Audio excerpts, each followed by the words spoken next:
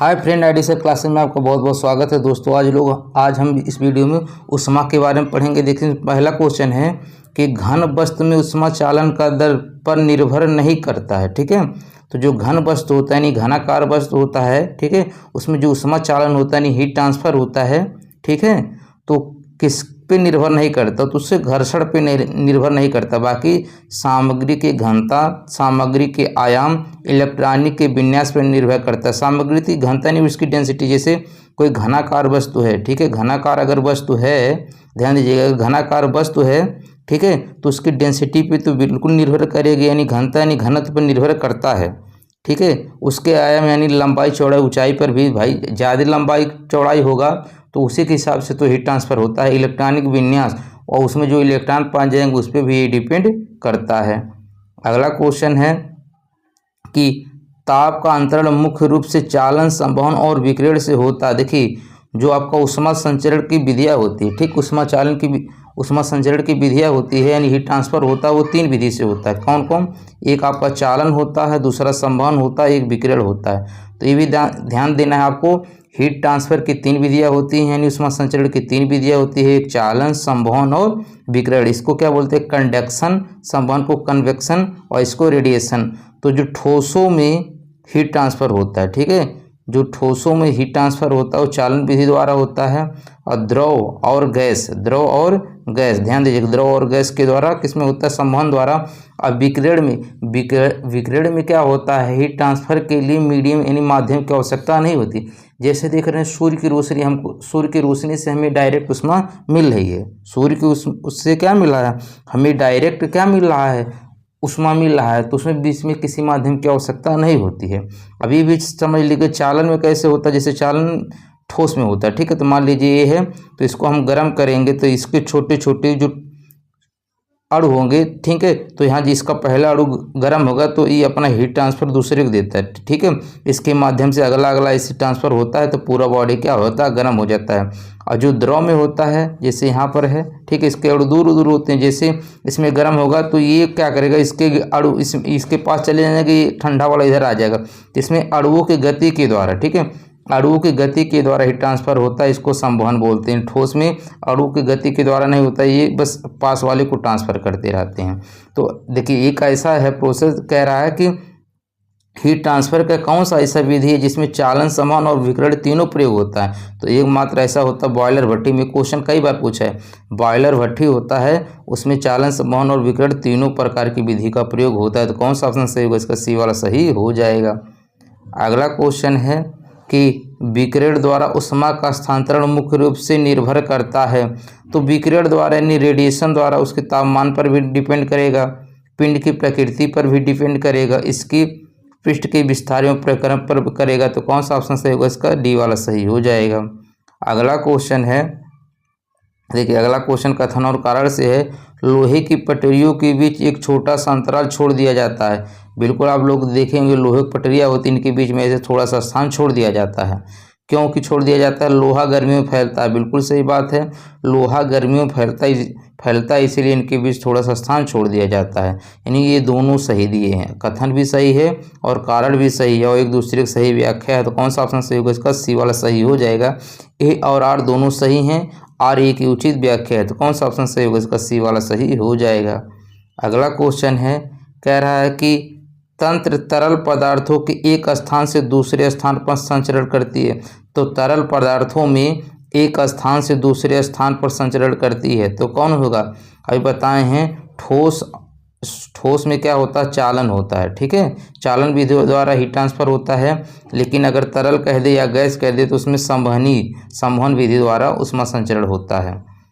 अगला क्वेश्चन है कि पदार्थ की वास्तविक गति द्वारा ऊष्मा स्थानांतरण की एक प्रणाली है। पदार्थ की वास्तविक गति अभी बताए हैं कि जैसे आपका पानी भरा हुआ, इसके तो अणु दूर दूर होते हैं ठोसों के अपेक्षा, तो जब इसको आप गर्म करेंगे तो इसका अणु ऊपर चला जाएगा, ऊपर वाला नीचे आएगा, यानी इसमें अणुओं की गति होती है। क्या होती है? अणुओं की गति होती है।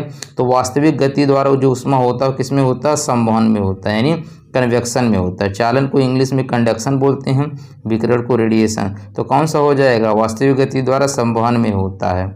अगला क्वेश्चन है, देखिए वही क्वेश्चन है कि द्रव और गैस में ताप का अंतरण मुख्यतः किसके कारण होता है? संवहन द्वारा होता है। किसके द्वारा होता है? संवहन द्वारा होता है। अगला क्वेश्चन है कि ऊनी कपड़े शरीर को जाड़े में गर्म रखते हैं। देखिए ऊनी जो कपड़े होते हैं शरीर को जाड़े में गर्म रखते हैं, क्योंकि देखिए कभी भी कपड़ा जो होता है वो हमारे शरीर को नहीं गर्म करता। बस कपड़े का मेन काम क्या होता है कि वो हमारे शरीर से जो गर्मी हो रही है उसको बाहर निकलने से रोकता है। ठीक है, अब देखिए जो जाड़े का कपड़ा होता है, ठीक है, ऊन जो होते हैं शरीर के तापमान को बढ़ाता है। ठीक है, नहीं ये नहीं होएगा, तापमान को बढ़ाता नहीं, ये कुचालक होती है। ऊन उष्मा का क्या होता है? कुचालक होता है। ऊन क्या होता है? उष्मा का कुचालक होता है, तो हमारे शरीर से हीट ट्रांसफ़र होने नहीं देता, नहीं बाहर नहीं जाने देता है। और देखते हैं जो ठंडी के कपड़े होते हैं जैसे स्वेटर वूटर होता है, बीच में छोटा छोटा छिद्र होता है, तो ये भी क्या होता है? हवा भर जाता है, इसमें हवा भर जाता है। और हवा भी क्या करता है? इंसुलेटर का काम करता है, यानी हमारे शरीर से उष्मा को बाहर नहीं जाने देता। तो कौन सा ऑप्शन सही हो जाएगा? इसमें पहला वाला सही हो जाएगा कि ऊन उष्मा का क्या होते हैं? कुचालक होते हैं। ठीक है, तो कौन सा ऑप्शन सही हो जाएगा? इसका पहला वाला सही हो जाएगा। चलिए देखते हैं अगला क्वेश्चन। अगला क्वेश्चन है कि निम्नलिखित में से कौन सा विकल्प उष्णता यानी हीट का कुचालक है, यानी बेड कंडक्टर हो। उष्मा का कुचालक कौन सा हो जाएगा? तो लकड़ी जो होता है कुचालक होता है। लकड़ी में कभी भी उष्मा ट्रांसफ़र नहीं होता, बाकी हीरा माइका पानी हो जाएगा। अगला क्वेश्चन है कि बोरोसिलिकेट ग्लास बर्तन का माइक्रोवेव ओवन में प्रयोग किया जाता है, क्यों प्रयोग किया जाता है? क्योंकि अत्यधिक उष्मा प्रतिरोधी होते हैं। तो कौन सा ऑप्शन सही हो जाएगा? इसका बी वाला सही हो जाएगा। कौन सा हो जाएगा? इसका बी वाला सही हो जाएगा। अगला क्वेश्चन है कि इनमें से कौन सा विद्युत का काफ़ी अच्छा चालक होता है? विद्युत का काफ़ी अच्छा चालक कौन सा होता है? इसमें ग्रेफाइट। देखिए ग्रेफाइट कैसा होता है? अधातु होता है। क्या होता है? अधातु होता है। आधातु लिख दिए हैं, अधातु होता है। अधातु पे क्या खासियत होती है? विद्युत के कुचालक होते हैं। ठीक है, ये क्या होते हैं? विद्युत के कुचालक होते हैं। लेकिन ये अपवाद है, ध्यान दीजिए क्या है? अपवाद है कि एकमात्र ऐसा अधातु ग्रेफाइट होता है, ठीक है, जो विद्युत का क्या होता है? चालक होता है, इसीलिए क्वेश्चन पूछा जाता है। तो दोस्तों आपसे रिक्वेस्ट है, धातु और धातु के बारे में हमारे केमिस्ट्री वाले सेशन में जाइएगा, देखिएगा प्लेलिस्ट से, वहाँ पढ़ाएं हैं ये सब चीज़ें, वहाँ पर बताएं। तो कौन सा ऑप्शन सही होगा? इसका सी वाला सही हो जाएगा। ये भी ध्यान दीजिएगा। देखिए केमिस्ट्री आधे से ज़्यादा हो गया, फिजिक्स चल ही रहा है, थोड़ा सा रह गया है, और बायोलॉजी भी आधे हो गया। तो प्लेलिस्ट से वो वीडियो जरूर दिखिएगा। अगला क्वेश्चन है कि किसी वस्तु पदार्थ में किसकी उपस्थिति के कारण विद्युत का सुचालक बनता है? उसके इलेक्ट्रॉन की उपस्थिति के कारण ही कोई वस्तु होता है विद्युत का सुचालक बनता है। अगला क्वेश्चन है कि निम्नलिखित में से कौन सा विद्युत का सुचालक नहीं है? तो निकिल, एल्युमिनियम और टंगस्टन ये सब क्या होते हैं? धातु होते हैं, इसीलिए विद्युत के सुचालक होते हैं। चीनी मिट्टी के बर्तन सुचालक नहीं होता। तो कौन सा ऑप्शन सही होगा? इसका ए वाला सही हो जाएगा। इसमें पूछा तो सुचालक नहीं है, तो कौन होगा? ये वाला हो जाएगा। दोस्तों आपसे रिक्वेस्ट है, यदि चैनल पे न्यू है तो प्लीज़ चैनल को सब्सक्राइब जरूर कर दीजिएगा। वीडियो आपको अच्छा लगेगा तो लाइक कमेंट करके फीडबैक जरूर दीजिएगा, क्योंकि सब्सक्राइब और लाइक करना फ्री कॉस्ट होता है। अगला क्वेश्चन है, देखिए अगला क्वेश्चन है कि निम्नलिखित में से कौन सा विद्युत आवेश का सुचालक है? ठीक है, सुचालक पूछा है, तो यहाँ पर ताबेज से ज़्यादा अच्छा कौन ऑप्शन हो सकता है? कौन सा हो जाएगा? सी वाला सही हो जाएगा। अगला क्वेश्चन है कि निम्नलिखित में समानता का पता लगा, यानी चांदी, तांबा, सोने, एल्युमिनियम, इन सब में क्या समानता है? तो देख रहे हैं ये सब क्या होते हैं? ये सब अच्छे सुचालक होते हैं। तो कौन सा हो जाएगा? इसका सी वाला सही हो जाएगा। अगर पूछे विद्युत का सबसे अच्छा सुचालक कौन होता है? तो चांदी ही होता है। चांदी क्या होता है? विद्युत का सबसे अच्छा सुचालक होता है।